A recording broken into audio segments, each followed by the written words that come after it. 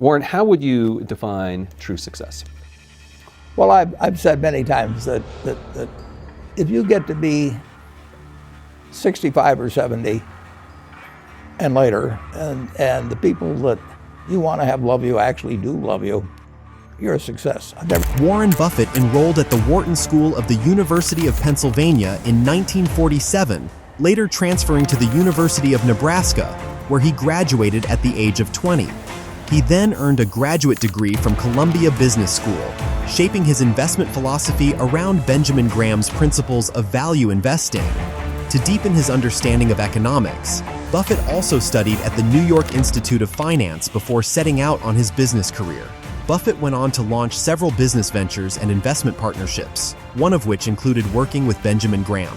In 1956, he founded Buffett Partnership Limited, and over time his firm acquired the textile company Berkshire Hathaway, transforming it into a diversified holding business.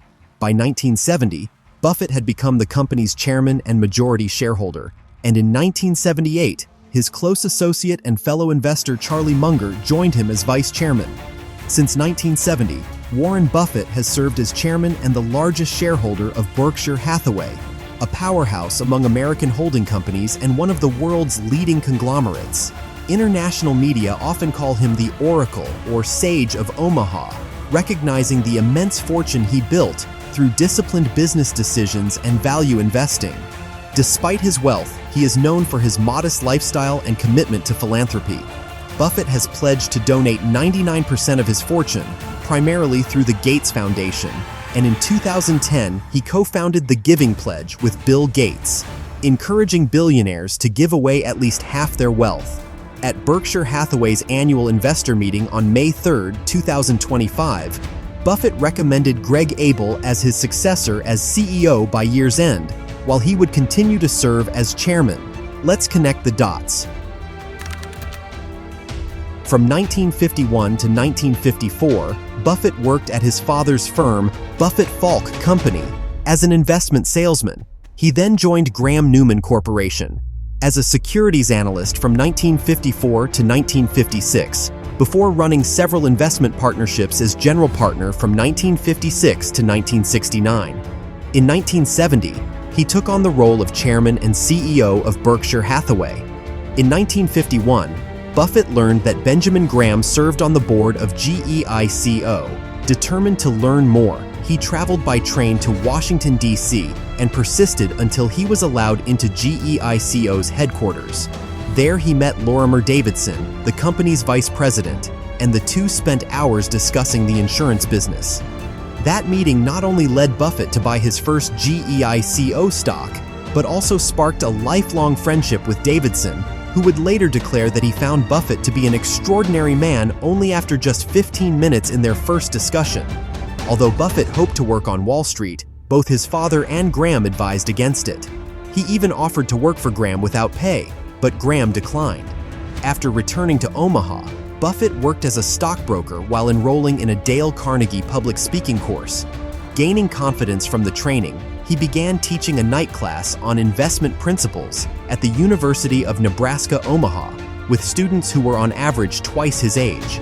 Around this period, he also invested in a Sinclair gas station, though the venture was unsuccessful. In 1954, Buffett joined Benjamin Graham's investment partnership with a starting salary of $12,000 a year, equivalent to about $141,000 today, working closely with fellow investor Walter Schloss. Graham emphasized the importance of choosing stocks with a wide margin of safety, carefully balancing price against intrinsic value. When Graham retired in 1956 and closed the firm, Buffett had already saved over $174,000, about $2.01 million today. He returned to Omaha soon after and quickly launched a series of investment partnerships that would shape his career.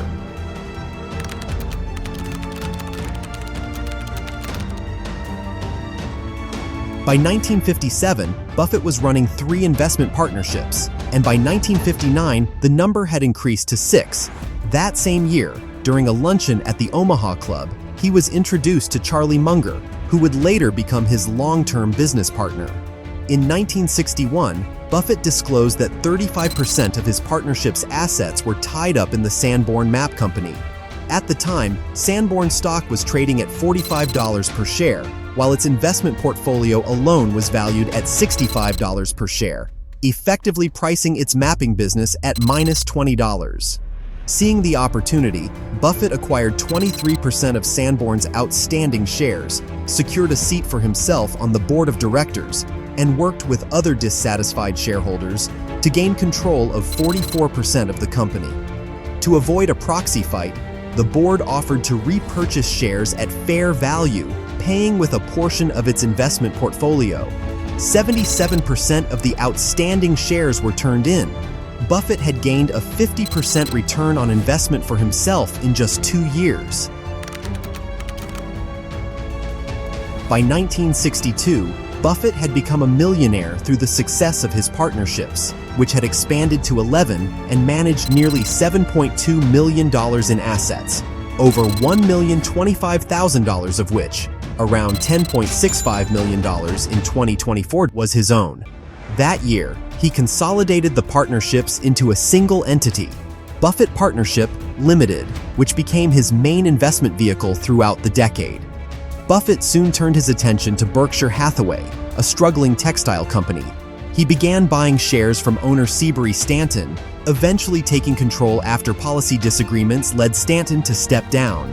His partnerships initially bought shares at $7.60 each, and by 1965, they were paying $14.86 per share, even though the company's working capital stood at $19 per share, excluding the value of factories and equipment.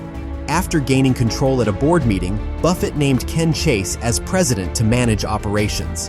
In 1966, he closed the partnership to new investors, later admitting that the textile business had been his biggest mistake.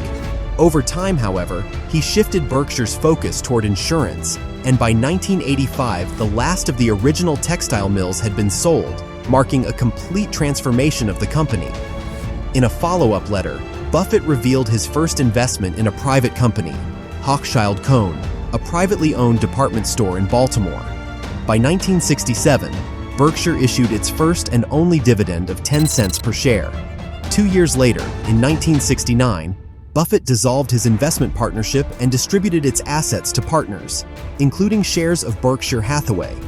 From then on, he relied solely on his $50,000 annual salary and income from personal investments. In 1973, Berkshire began acquiring shares of the Washington Post Company, where Buffett developed a close friendship with Katharine Graham, who controlled the company and its flagship newspaper, and eventually joined the company's board. A year later, in 1974, the SEC, U.S. Securities and Exchange Commission, launched an investigation into Berkshire's purchase of Wesco Financial, citing a potential conflict of interest, though no charges followed.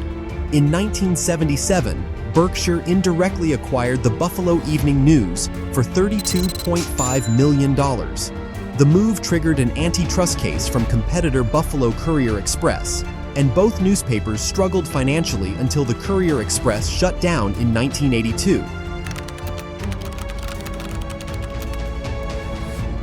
In 1979, Berkshire began purchasing shares in ABC.